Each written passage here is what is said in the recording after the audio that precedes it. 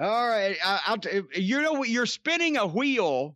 You're placing a bet. You're wagering your health, apparently, if you get in the ring with young Nia Jax. Is this what I'm being told? You know, I didn't want to bring it up a few weeks ago. I think it was on the Drive-Thru where we were talking about Ronda Rousey and how Nia Jax spoke up for... She was one I was liking. Yeah, I'll knock you out. Tell me I'm fake. Right. And I didn't want to bring it up at that time, but because I didn't know how aware of it you were, and I think some of it you need to see video evidence, that she has a little bit of a reputation for not necessarily always safely doing things with the person she's working with, and it just happened again this past week.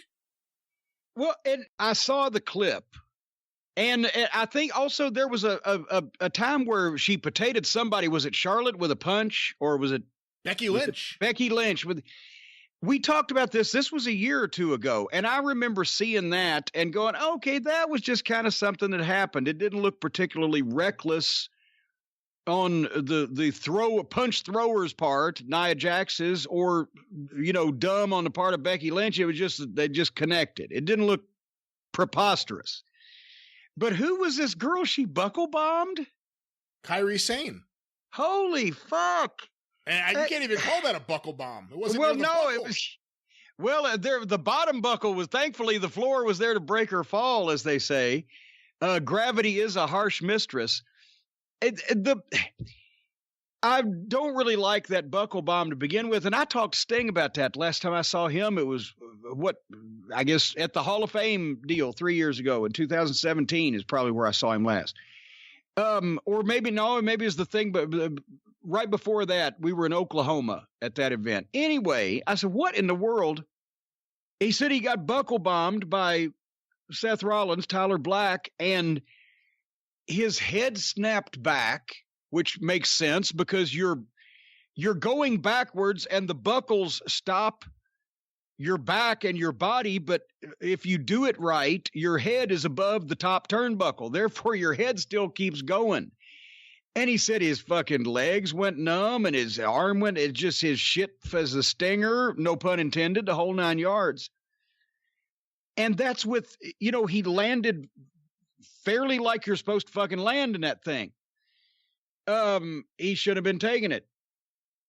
This that Nia Jax did to Kairi Sane was the concept of a buckle bomb, but she can't really see where she's fucking going because the girl's in front of her and she's just kind of looking to the side to see. I can tell, you can kind of tell where the corner is because you see from your peripheral vision where the ropes are, but this was a bad guess. And she and instead of launching her so that she'd be going straight backwards so that her feet were somewhat still underneath her and her head was straight up, but she's just being propelled backwards toward the buckle. She just kind of pitched her and the girl's legs went up in the air and the back of her head hit the fucking bottom turnbuckle as she takes a flat back bump on the fucking mat. And that's pretty much in reverse what fucked Tommy Young's neck up years ago and ended his career with that neck injury. Was he just fell to the bottom rope and it hit his forehead and it snapped his neck back instead of forward, but same principle.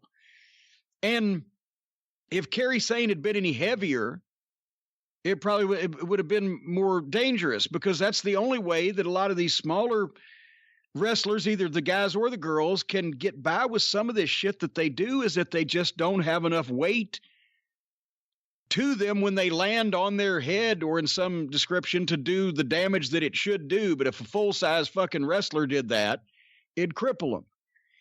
And is there a need that we have to do this fucking move? Is it when it ends well only part of the time and it's not that fucking impressive to begin with? And I've seen some people, they get buckle bombed and they land right, and then the guy charges in and they come out with a fucking super kick. So the buckle bomb didn't even stun them. But it really could paralyze this other fucking guy over here when they drop him on his head wrong. Why the fuck is this move this special that everybody's got to do this when it keeps fucking up? Well, beyond the buckle bomb, what do you think about the fact that Nia Jax now has a bit of a track record when it comes to doing things that seem to be rather reckless in the ring with an opponent who's relying on her to not be reckless with them? Well, that's another thing. Someone should speak to Nia about just that. That's what I'm saying. I can't believe that nobody would have gone up to her immediately after that match and said, "Hey, here's the thing. Don't do that move again ever." Because already a wrestling legend, Sting, had trouble with that move from Seth Rollins when it didn't even look anywhere near that nasty in one of their rings. Why wouldn't you say no? It's not that impressive. We don't need it. Don't do it. I can't believe that somebody wouldn't have gone up to Nia Jax, because I know I would have in OVW. So I can't believe somebody in that multi-million-dollar fucking company and all the employees they got would have gone up and said, "Hey, it'd be a good idea. Don't do that anymore, ever. What the fuck were you thinking? Let's look at this so you can see exactly why you should never do this again, and look at the thing on tape." And if it's, she's a big girl and she carries weight and she can hurt people whether she knows it or not.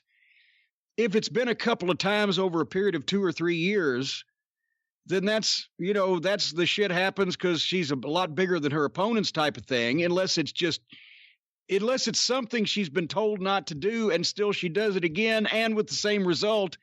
Then you got to say, tell you what, why don't you go home? There was one clip I saw, I think it was Charlotte, where she gave her a shoulder breaker on her knee. Oh, I saw that. And they just dumped her right on the top of her head. Well, yeah, it kind of looked like she didn't really know when she was going down for the shoulder breaker. She wasn't sure which shoulder was supposed to land on her knee, and she kind of did it at the last second and just, oh, well, fuck it, just kind of dropped her and she clumples to the mat. But yeah, when you're that much bigger and that much stronger than most of the girls that you're going to be working, or most of the opponents you're going to be working with, you have to learn to be a little more careful and try to err on the side of safety as far as doing complicated shit that, as Dusty said one time, you might not know how to do, and or just where you land and how you throw people. Because you can hurt people either way. You can land on them or you can throw them, and you can hurt them either way. Would she still be there today if she wasn't The Rock's cousin?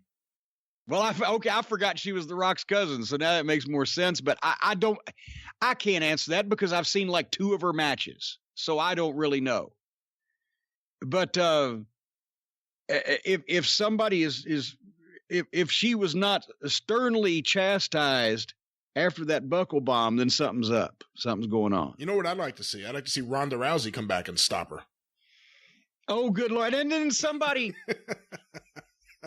on Twitter said, Cornette, because I said, well, bully for you, rah-rah, retweeted her, right? Well, Cornette, Ronda Rousey's a real judo champion, and she can fucking goddamn armbar and this and that and the other. I said, no, if they got in a real fucking fight, still, since Nia Jax is 200 pounds heavier than Ronda Rousey and also of some kind of Samoan descent, I have a feeling she'd sit on her and eat her eyeball.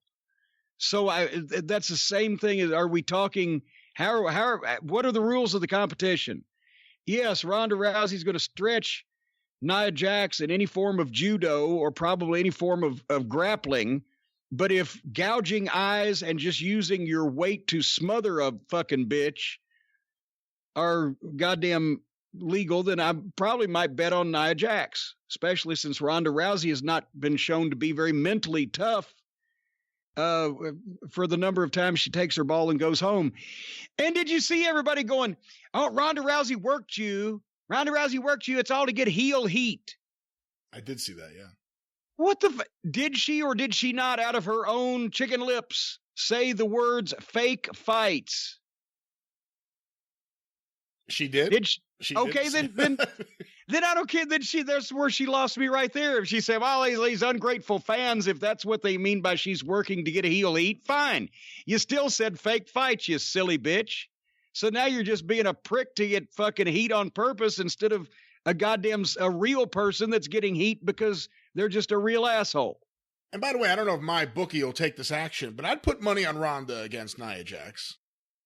Well, I would too, except I said if fucking eyeball eating and or gouging and or potentially fucking, blunt instruments are allowed, I think Nia would have to get to her. And I think Nia's had knee injuries. I think Ronda would be able to take her legs out.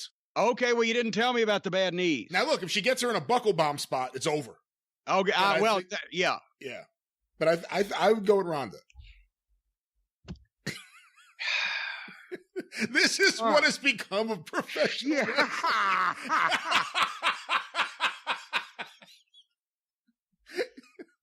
Well, here's the thing. I don't know whether they want to piss off any of their current talent roster or not, because they've already fired everybody that they can probably let go.